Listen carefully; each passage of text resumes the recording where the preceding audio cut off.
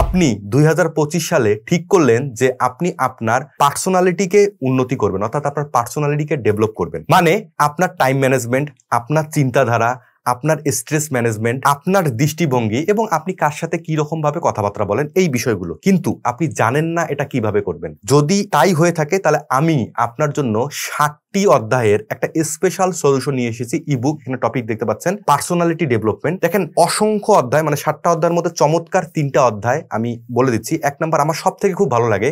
1 number হচ্ছে নিজের ব্যক্তিত্বকে আপনি বিশ্লেষণ করতে পারবেন। 2 নাম্বার হচ্ছে ইমোশনাল ইন্টেলিজেন্স, বিষয়টা খুব চমৎকারভাবে বুঝতে পারবেন এবং মেন্টালিটি ডেভেলপমেন্ট খুব সুন্দরভাবে বুঝতে পারবেন। এবং 3 নাম্বার, অনেকগুলো অধ্যায়ের মধ্যে 3 নাম্বার এই অধ্যায়টা আমার সব থেকে ফেভারিট, ব্যক্তিত্বকে আকর্ষণীয় করার উপায়। দেখেন এই বইটা আপনি কিভাবে পাবেন? বইটা অবশ্যই আপনার পড়া উচিত, আমি ব্যক্তিগতভাবে মনে করছি, কারণ আপনার পার্সোনালিটি হচ্ছে সবকিছু।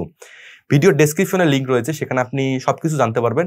লিঙ্কে ক্লিক করলে আপনি বইটা সম্পর্কে আরো বিস্তারিত জানতে পারবেন। এবং স্ক্রিনে আপনি এই মুহূর্তে আমাদের হোয়াটসঅ্যাপ নাম্বার দেখতে পাচ্ছেন, সেখানে কল করুন বা মেসেজ করুন, আমাদের প্রতিনিধি আপনাকে সর্বোচ্চ সহযোগিতা করবে। Best of luck. আমি চাই 2025 সালে যদি সব থেকে বড় লক্ষ্য আপনার অর্জন করা উচিত, সেটা হলো পার্সোনালিটি ডেভেলপমেন্ট। কারণ এই পার্সোনালিটি আপনাকে সামাজিকভাবে, অর্থনৈতিকভাবে, রাজনৈতিকভাবে এবং পারিবারিকভাবে সব থেকে সুখী এবং সমৃদ্ধশালী করবে। Best of luck. বইটা অবশ্যই ডাউনলোড করবেন। দেখা হচ্ছে নেক্সট আরেকটি ভিডিওতে। ভালো থাকবেন।